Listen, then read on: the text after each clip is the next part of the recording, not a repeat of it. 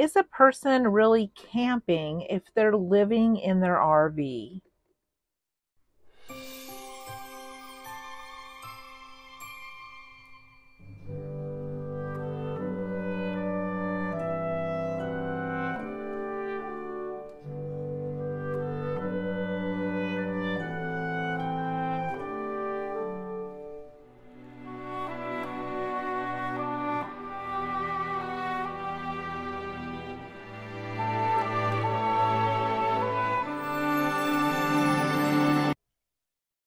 My kids, I think it is because they got me this happy camper coffee mug.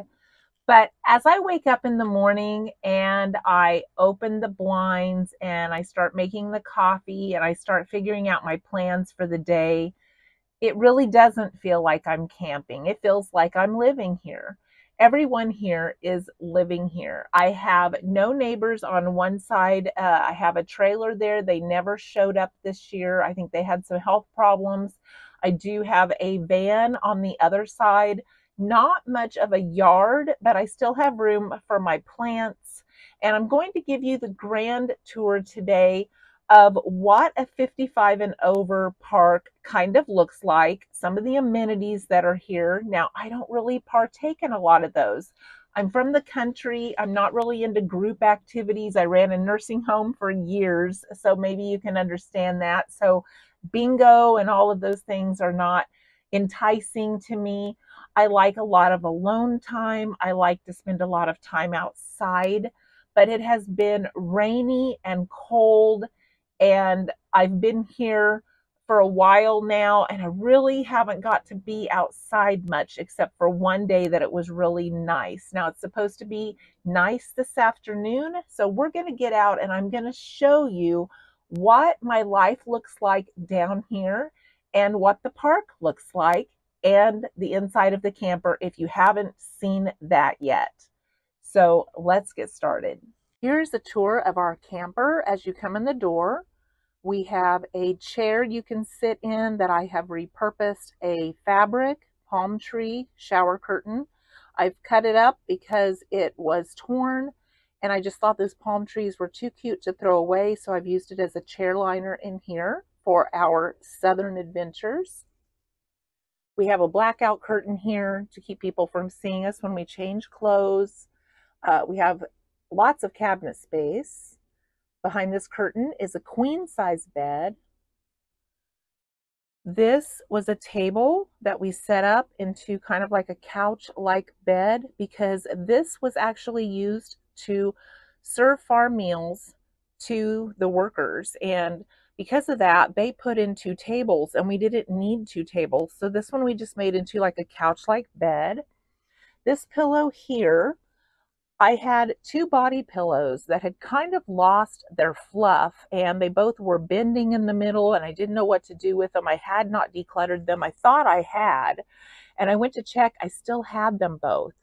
So my husband and I wrestled these to put two body pillows in two long pillow slips to make a backrest. And so that is what we sit on for a couch or if we want to take a nap in the afternoon. Here's our refrigerator and freezer. I had to turn the refrigerator down today because it was freezing some things even, and it was only on 3. This is the cabinet we keep our clothes on. It has like 3 large, deep shelves. I also have extra towels, a Keurig, all kinds of things that we keep in here. Just tons of space.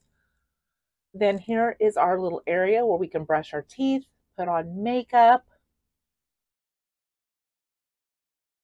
Again, more cabinet space.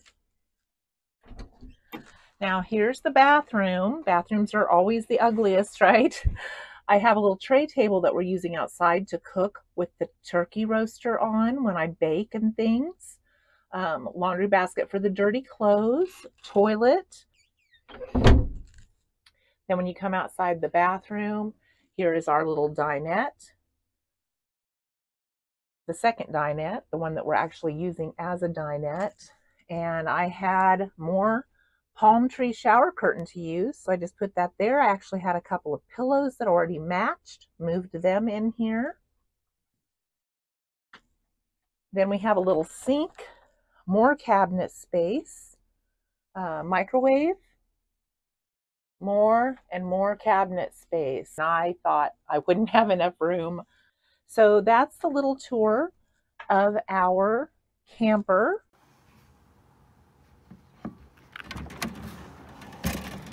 We're gonna head over to the shower room this morning. I don't shower in my RV because it's very small, but there's a house here, nobody lives in it.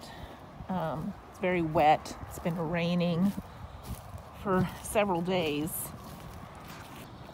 This is the area over here where they have bands outside when the weather's nice. There's also an indoor pool in there and a hot tub that I'll show you here in just a little bit. Up top there in that building, they have yoga, they have a computer, they have events.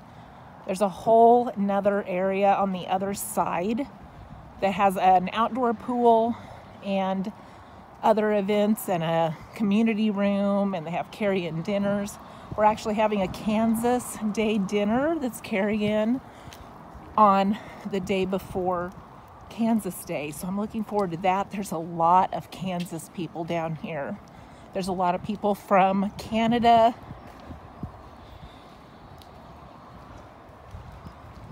a lot of people from Wisconsin, Minnesota, all of those northern states. And here's the laundry room.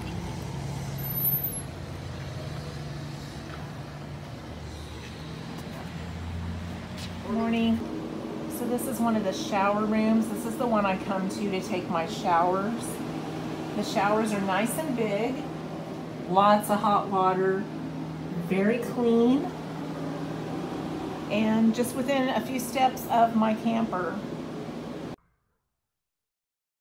Just wanted to give you a little example of like one of the street views. There's tons of streets like this all through the park. Like I said, it's on two sides of the street out there, the highway, I guess I should say. Lots of area to walk every day. People have their yards fixed up really, really cute. They have their state flags flying, or their country flags in our case. There's a Canadian one. Everybody has their little golf carts with a little tag on the back that shows what state they came from. So very interesting to go around and meet people here. Have a good day.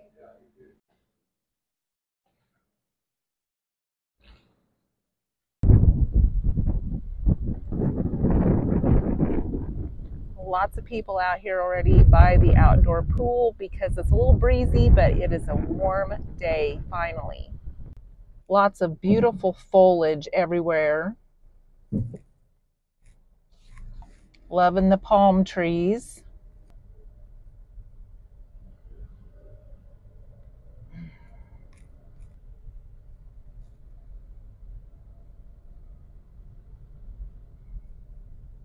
They say you don't want to spend the summers down here because it is terribly, terribly hot, and I believe it. You can just about throw a rock down here and hit a 55 and over community. There are so many of them, and I'm sure they're all very similar with a lot of the same amenities.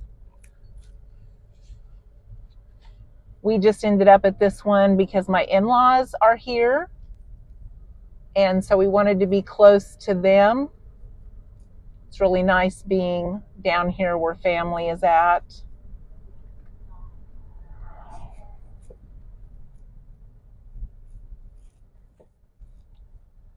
All kinds of golf carts everywhere. We're one of the few people that do not have one, but that's okay because I need to walk.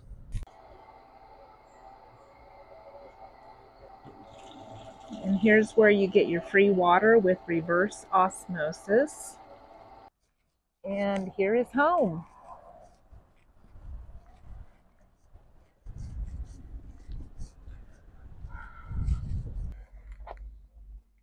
So that's a little tour of the park that I'm living in. There are so many events if you want to stay active. They have all kinds of card games, including pitch, poker, bridge, you name it. They have ceramics, they have oil painting, clogging, they have glass blowing, they have dance lessons, they have crafts, they have exercise classes. I saw that going on this morning next to the laundry room. They have golf. A lot of people play golf down here. Holiday dinners. They have Monday night dinners. It seems like there's a dinner every night, and volunteers put this all on. It does cost to go, but volunteers put this all on. So I haven't been partaking because if I did, my budget would be blown, because I mean it, every single night there's a dinner. Thursday lunches, there's holiday parades, they have garage sales, swap meets.